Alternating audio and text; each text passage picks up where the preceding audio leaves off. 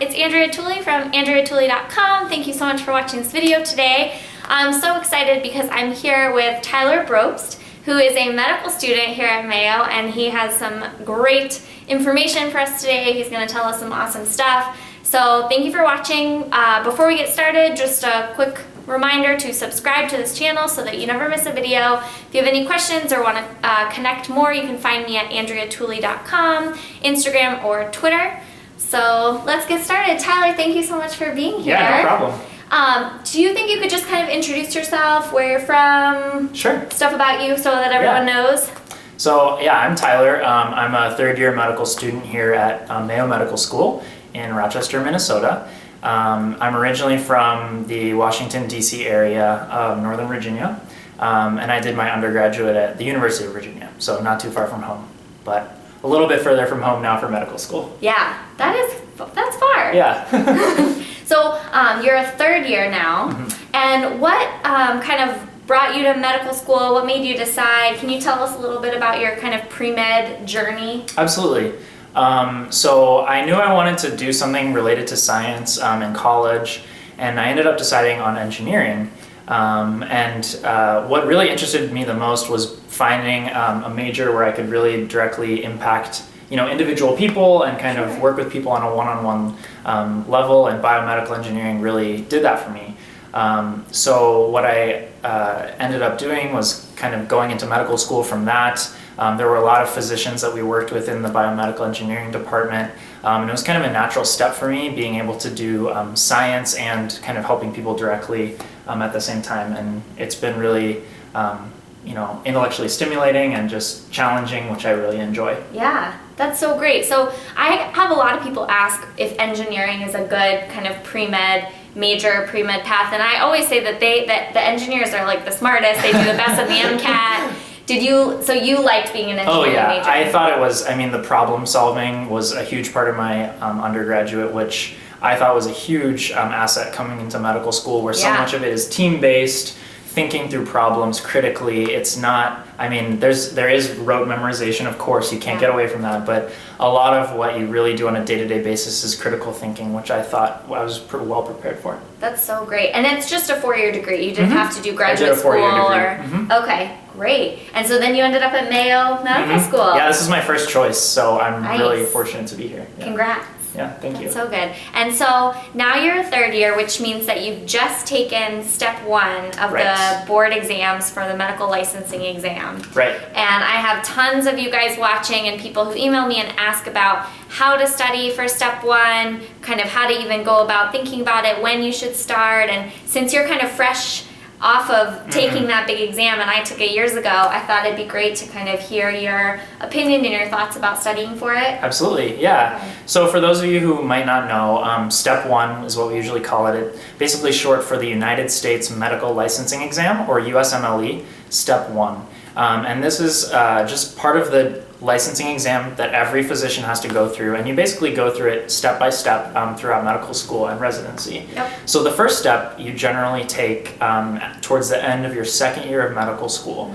Your first 2 years of medical school are basically covering all of those basic sciences, all of that general physiology, biochemistry, pathology, pharmacology, all of that kind of basic fundamental stuff that you need to actually work in the clinic. So all of that stuff is actually covered on this Step 1 exam. It's at the end of your first 2 years. Yeah. Okay, and so 2 years of medical school, and then you can take Step 1. And tell us about the exam. Yeah. Because I didn't know anything about it before medical school. And unfortunately, it's kind of the thing that causes a lot of stress for all second-year medical students. The basic format is that there's 7 sections of now 44 questions each, so it's kind of a whole day exam. You'll be there from basically 8 to 4 to take the exam, and it, as I said, covers a wide variety of topics, so it really does test your entire first 2 years of medical training. Okay. So there's normal physiology, biochemistry, histology, anatomy, that kind of stuff, as well as pathophysiology, diseases, pharmacology, microbiology, basically all of the initial medical knowledge that you need to move on to the third year is going to be covered in that test. So it's a very extensive test. But the good thing is that all that knowledge that you're learning for that one test, you're spreading out that studying over 2 entire years of medical school. Right. And you're going through it very slowly and very incrementally in order to master each section. So each medical school does the first 2 years differently, but the way we do it here at Mayo is kind of a block system, where we kind of tackle one thing at a time rather than taking 5 classes at once. Okay. So we basically cover everything that's going to be on that exam, kind of one piece at a time, and then move on to the next. So by the time you reach the exam, you've covered all that material, and the good thing about it is it's basically just review. And of course that's easier, said than done, but it is truly just reviewing the information that you already have. So one of the first things, and I think a big mistake that people make, is that they kind of want to worry about the exam and focus on studying for that for a long time in advance. But one of the best things you can actually do to prepare for step 1 is really focus and study during your first 2 years of medical school. Yes. So during your second year, we start out with cardiology and pulmonology. So during that time, I really tried to just focus on learning cardiology well in order to set myself up for having to, just review it for 1 or 2 days during my study time rather than reteach it to myself because I was so worried about the exam that I wasn't even paying attention. So I think a big mistake that people can avoid is to, just try to stay focused on those classes, and that's the first initial step that you can do to really set yourself up for success for the step 1 exam. That's such good advice, and people get so stressed about studying for it, and you're absolutely right. The best way to prepare for it is to just do well in all of your classes first and second year. And I tried to keep reminding myself, I need to learn this now well enough so that I remember it, in June 2 years from now. Exactly. And it can be challenging to do that, and of course you're going to forget things, and there are details, but what I really tried to focus on was understanding those big concepts and being familiar with everything to a sufficient level that I could go back and at least say, hey, I remember learning this that day in class, this looks familiar to me, I may not remember all the details, but I can now go back and with that basic level of understanding now study to the level that the exam will require. Right, yeah. So, it's a huge advantage going to an American medical school if you want to take step 1. Obviously, there's tons of international medical students who need to take step 1 if they want to do residency or end up practicing here in the US. And medical schools abroad may not focus as much on preparing you for step 1, but in general, the medical schools here in the US know that you have to take this exam, and so they're going to set you up to know what's on the test and prepare you for it. Right. So people ask me then, do you just go back and study your class notes? What do you study? Do you just, what do you do? And that can be pretty tricky because honestly, there are so many resources out there that you can get totally overwhelmed. I experienced this so many times in medical school where my classmates are so friendly and so helpful that you actually get stressed out by the amount of helpful resources that you have. So you kind of have to limit yourself going in, which is what I really tried to do. So as I said, the basic thing is just kind of studying for those first 2 year classes. One thing that is an absolute essential, and I have a prop here, it's called First Aid for the USMLE Step 1. This is an absolute essential thing to have for the exam. It's broken down by section, just like I said, into pathology, biochemistry, cardiology. All the sections are lined up in a logical order for you to study. This is kind of the bare bones, I would call it. Kind of just the very high yield, important information, kind of quick stuff that you would need to know. It's not going to give you an in-depth discussion of cardiac physiology. It's not going to explain, how the biomechanics of the lung inflating, that kind of stuff. It's going to give you really the high yield stuff that you need for the exam. So the important thing is to study, that more in-depth stuff prior, and then use this as your real review. Yeah. And it's very like bulleted, and just like you said, like an outline and a study guide. It's not like a textbook would be formatted. Right, exactly. Yeah. Because if you think about it, we have, 400, 500 pages that encompasses the entire first 2 years of medical school. So obviously it's not going to be that detailed. Right. You can find a cardiology textbook alone, which is 500 pages, or more. Way more. Yeah. Yeah. Exactly. Another really important resource that most of my classmates used was a question bank. So there's a variety of question banks out there, and basically these are things that you subscribe to for a fee, and there are online questions that you can do, usually 1,000 or 2,000 questions that will actually prepare you for the exam, and these are really good to study with, not just to test your knowledge from. So what I tried to do is actually learn from each question rather than just test myself. So what I would do is go through 2 of these question sets of 44 questions each in the morning, and then go over those answers and try to take away 1 point and then write down what I learned from that question. Just really quick, not a whole explanation.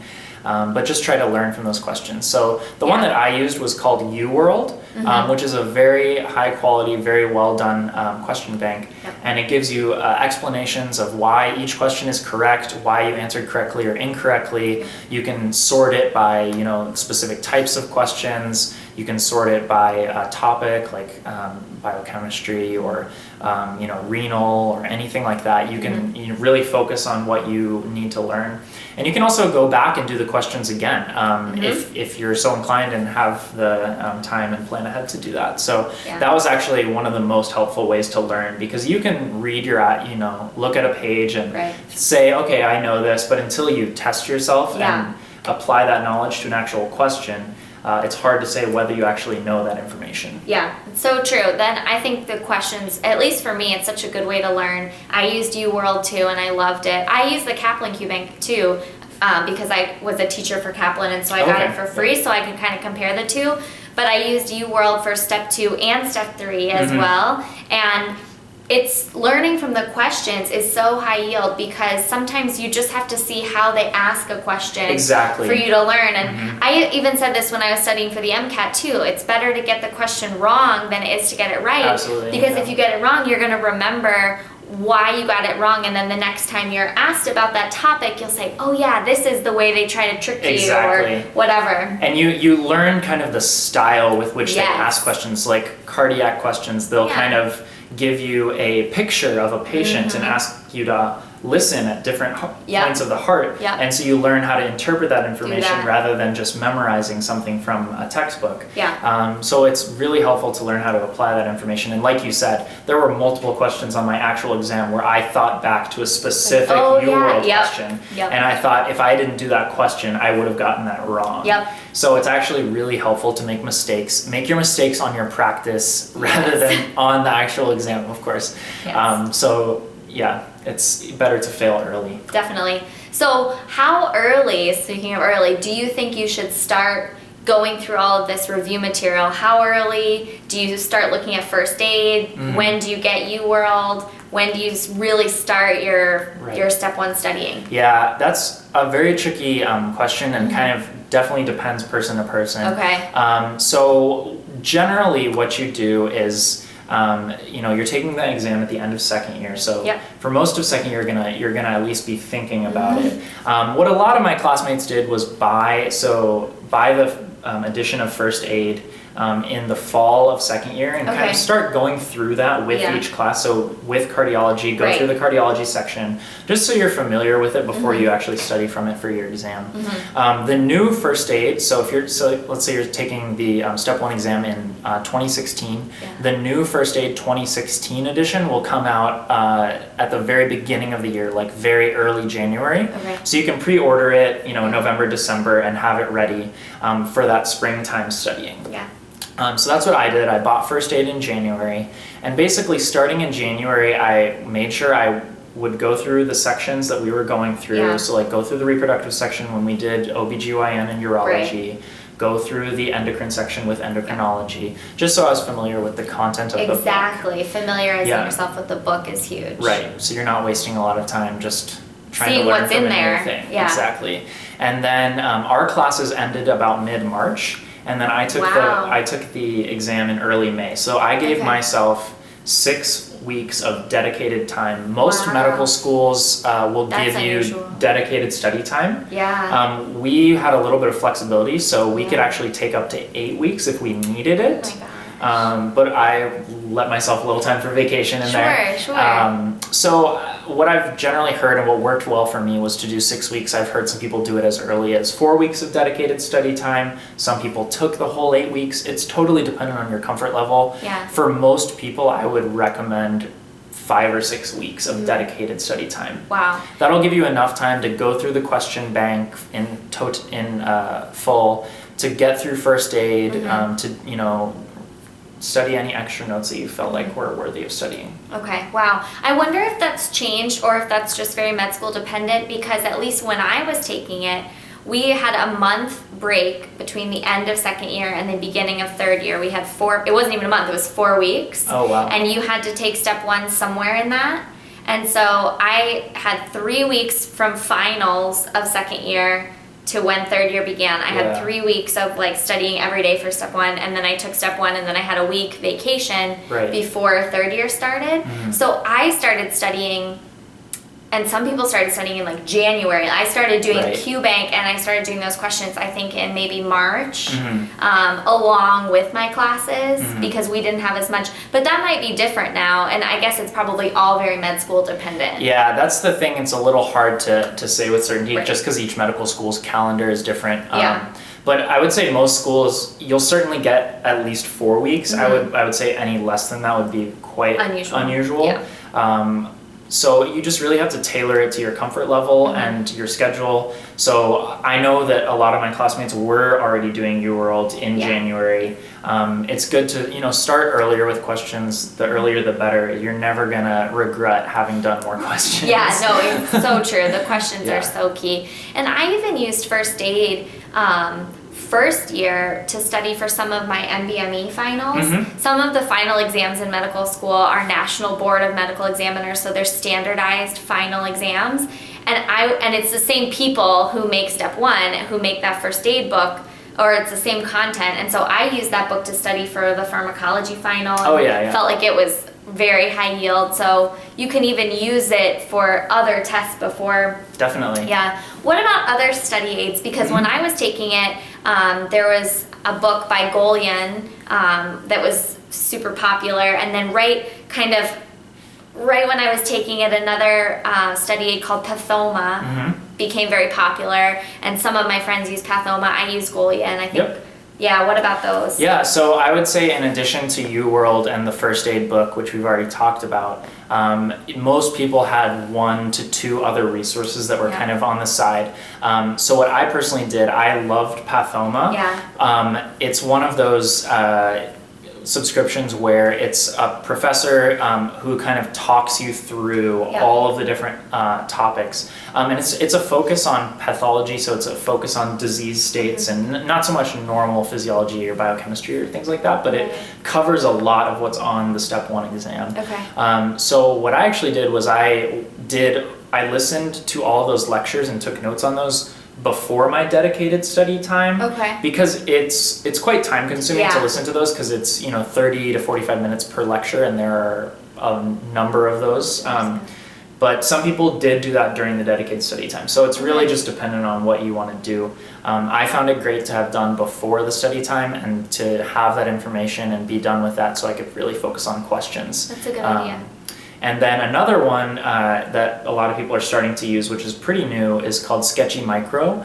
Microbiology is a really hard topic. It was one of the hardest classes for me. It's almost pure memorization. There's a lot of just rote memorizing and who can keep the different bacteria names straight. I'm not going into infectious disease anytime soon, but so it's basically a method where they kind of describe different bacteria, and they use a visual method of teaching. So you can actually remember Staph aureus based on a specific scene that they kind of draw out and explain what the different pieces mean, and it helps you remember. That's so cool. You know, that Staph aureus has this certain characteristic or this toxin, or so it incorporates all that important information into these online lectures that you listen to and also watch. So it's helpful to have that audio and visual information to really tie it together. So I also used the Sketchy Micro to learn the bacteria and the viruses, and they're actually expanding in the next year to include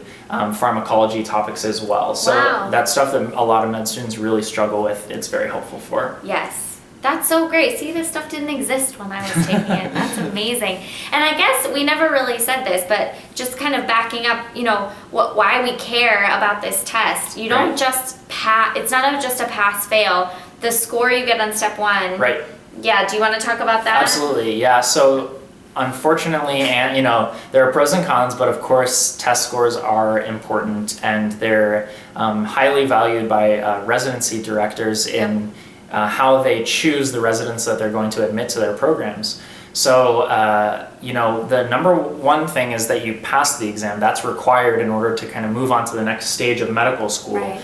But beyond that, most medical students do pass. So thankfully, that's it's a high pass rate. That's not something that most people have to really worry about whether they're going to pass. But what you really have to decide is what kind of score range is my program going to require. So it's helpful to kind of reflect on which specialties you're considering, whether you're considering something a little more competitive, like one of the surgical specialties, like urology or ENT or plastics, orthopedics. Yeah. Those tend to be a little on the more competitive side.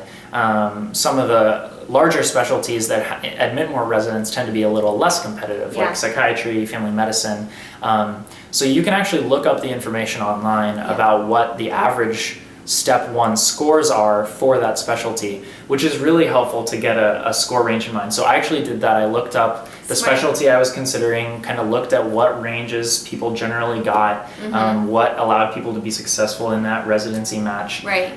So I set a goal for myself, and that kind of was keeping that goal in mind the whole time. And, you know, everyone's obviously going to work as hard as they can, and there's only so much you can do. But it's helpful to know at least where you kind of need to be. And that brings me to another point. You can actually buy practice tests online that will give you an estimated score. Of course, they're not going to reflect necessarily your actual score, but mine were very close to accurate and gave me a really good idea of where I was. So what I did was I took one before I started studying, and then I took one kind of in the middle, and then towards the end I took 2 more. And then I really saw my progression in how my studying was working. That's so it gives you a benchmark of where you are, where you need to be. So that's something I would recommend, taking one beforehand and kind of seeing where your problem areas are, because those tests will break down, you know, your lowest scores were in pharmacology or micro. That's very so that's helpful. extremely helpful, so you can tailor your studying. So I knew that pharmacology was going to be a problem for me. So I spent a lot of time on that and really learned it well. So those are really helpful resources as well. That's great. Okay. And then I wanted to ask you too about test day, because people ask about what are your kind of strategies for the day of, what kinds of things have you heard, what kind of tips would you have for actually taking this test, because this is an exhausting marathon of an exam. It is. I thought the MCAT was long, and that was only a half day when I took it.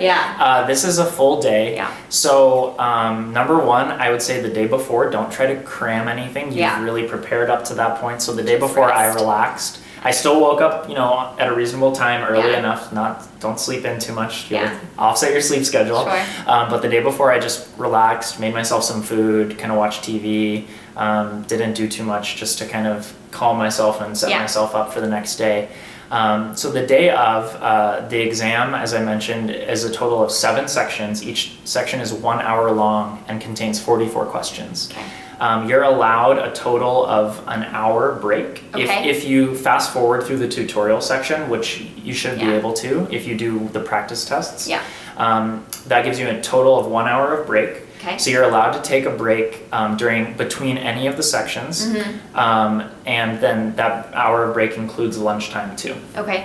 So in terms of logistics, I would recommend bringing a lunch. Yes. Make sure your lunch is packed. You don't want to waste time driving somewhere to grab lunch, worrying about whether you get back in time, Yeah, anything that's like way that. too much time. Don't do that. If you accidentally go over, they'll just detract that from the time you have to do your questions. So Sure, you don't want don't risk that. Yeah. Bring a lunch. And then, just things like, the testing room can be a little cold, so Yeah. bring, a light jacket or something like that. They'll provide Layers. you with ear plugs, but I would recommend bringing softer earplugs because they have these industrial, really hard ones. And then just, try to keep yourself calm. If you're on questions that you're getting stuck with, just answer something and move on to the next one. It's not helpful to dwell for a really long amount of time. Right. If you finish a section early, which you almost always will, you can always go back to a question. You can mark which one you had trouble with.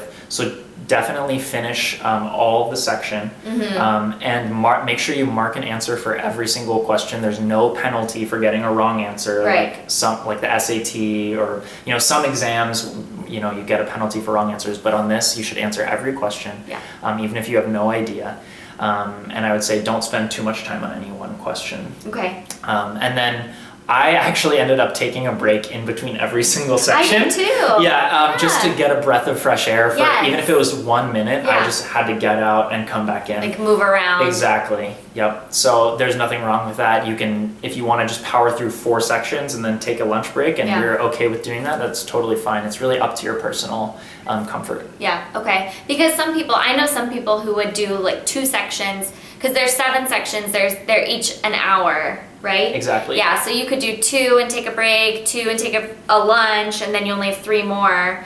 But I every time would get up and like go to the bathroom and just kind of walk around for a second, get a drink of water, have a snack. Exactly. Whatever. Yeah, and bring some extra snacks in addition to your Lots lunch. of snacks. You want your brain to be powered up as much as it you're possibly thinking really can. hard. Yeah, that burns a lot of calories, believe it or not. You've been sitting there. It does. You'll be tired by the end of the day. Yeah, exactly. Okay, great. Those are all really good tips for test day.